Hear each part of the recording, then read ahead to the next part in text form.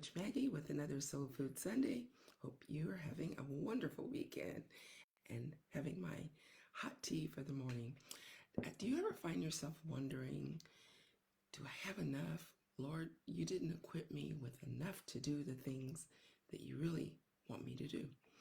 But the fact is, there are countless stories in the Bible where God has taken regular people like you and me, and he's equipped them. And everything they need is right in their own hands. Most of the time, we're looking outside. We're looking, if I just do this, if I connect with this person. But everything we have is right in our own hands. And God wants to use those gifts and talents he's given us. So let me give you a few examples. First of all, we of course are familiar with the story of the little boy that shared his lunch, his fish and his loaves. He had just a few, five fish, 2 loaves, and God was able to multiply that. I'm sure there were other people there with way more than he had, but he was willing, and though he's not named in that story, I'm sure he has a special place in heaven. What about David? Of course, David, we know, just had those 5 smooth stones, something he was used to, something he was familiar with. Think of, in other ways, Joseph. Joseph was able to interpret dreams. So God gave him that ability. Also, he had administrative abilities, because that's why the king, Pharaoh, put him in charge of the whole palace, because he was able to handle that. So all through the Bible, there is story after story of God taking regular people. There's a story, a very small little story in the New Testament, where Peter goes into a town. This is after Jesus had died. And Peter comes across a village of mourning women. They're all sad and crying because a woman named Dorcas had died. And they're showing all of these garments that she had made. And again, we see this woman who was no one special, but she used her talent, she used her hands to sew things and had given them to people. We see God speaking to Moses, and Moses is like, I can't do this. I'm not very eloquent. I can't speak well.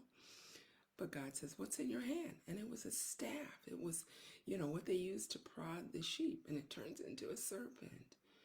God wants to use what's already inside of us, possibly right in our own hands, so that we can go out and be a blessing. Maybe for you, it's just you have a love of children. I love children, but I like them a little bit older. For over 20 years, I worked in the school, and my sweet spot was 3rd and 4th grade.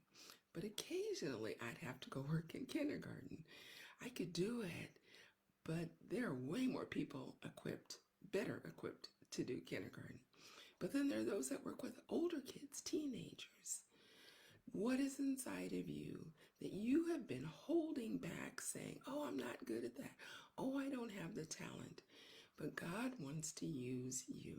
So I'd love it if you would share that.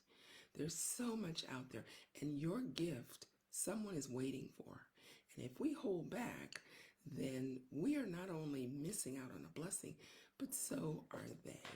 And so give some thought to that. And then also, I have a free download, and it's about really leaving a godly legacy. Because again, that is an important thing. We want to leave behind so many blessings for our family. We often think of financial, but what about the spiritual blessings that we want to leave? What about the health benefits and blessings? We don't want to just leave a legacy of disease, but we want to leave health as well. So again, check that out. It's free. You can download it. And think about that this week, today. If you're that person, and I hear this quite often, that says, I don't have any gifts, I don't have anything, spend some time with the Lord today, because he will show you. So the world is waiting for you. So go out and be a blessing. Hey, Tina, it's good to see you here. Have an amazing day. So go out, be a blessing. And I'd love to know, what is your secret sauce? So take care, and as always, God bless.